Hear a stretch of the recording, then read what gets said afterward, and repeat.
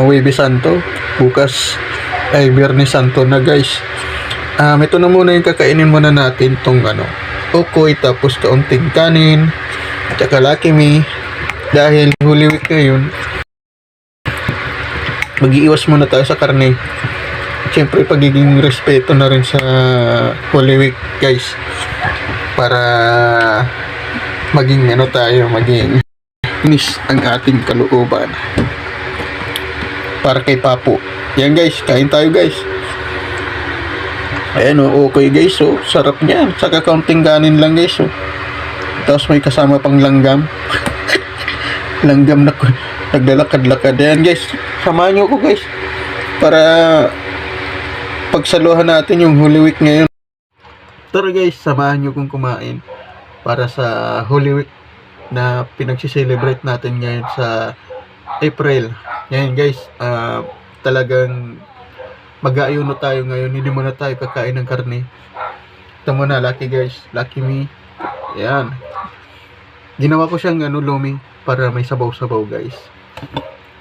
Ito guys, Yan. Tapos may ukoy tayo guys, Ukoy.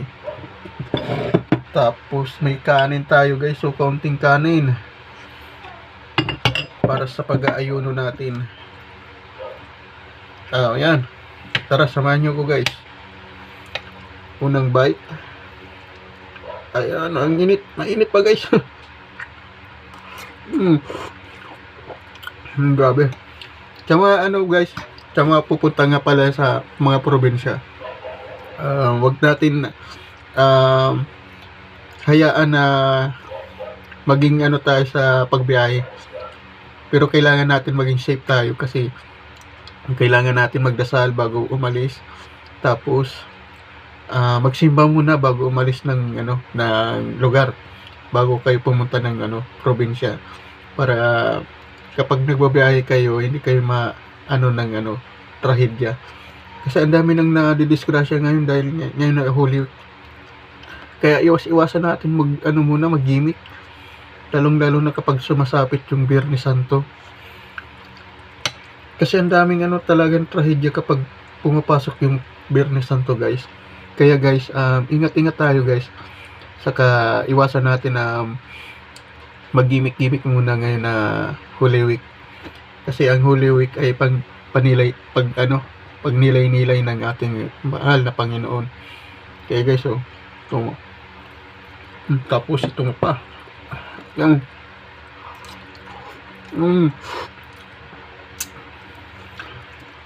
Guys, lomi na. Ginawa ko siya. Pansit yan to guys. Ginawa kong lomi.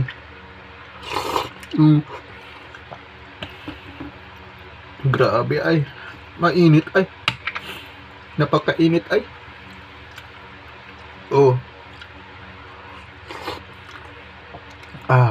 Top. Ito pa. Tapos may kunting kanin. Oh my god, yes.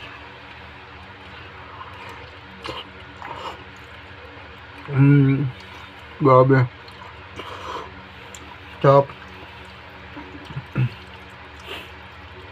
Iwas muna tayo sa karne guys. Kaya siyempre kapag dumadating yung Holy Week, kailangan natin kumain muna ng gulay, isda, tsaka mga manok muna. Huwag muna tayo karne. Kasi sobrang mahal ng karne. Tumalsik ka. Sobrang mahal talaga ng karne ngayon na Holy Week.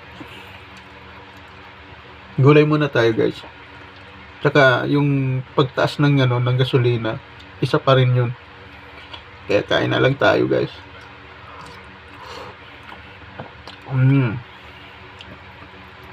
Sarap guys, napakasarap ito. Grabe oh my god. Tapos kaunting kanin, tapos ukoy. Ito yung mga favorite moment kapag Holy Week. Kain ng mga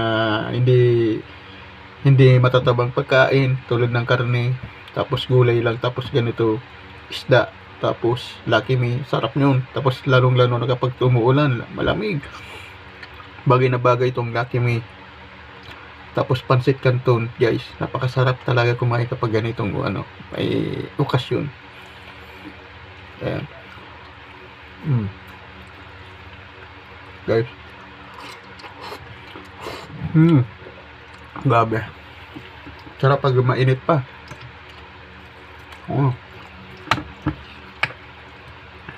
Lalo na kapag mag-isa ka, napakasarap kumain kapag ganito.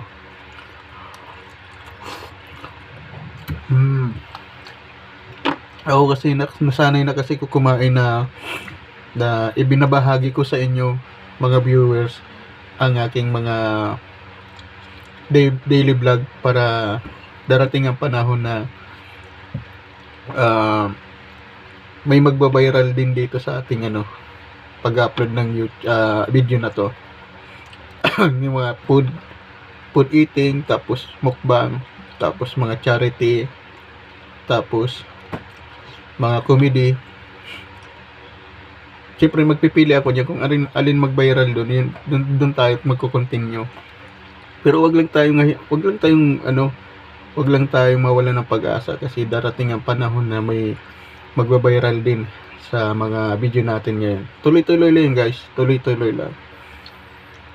At saka ma-promote na yung Meta. Yan, kain tayo guys. And God bless you all.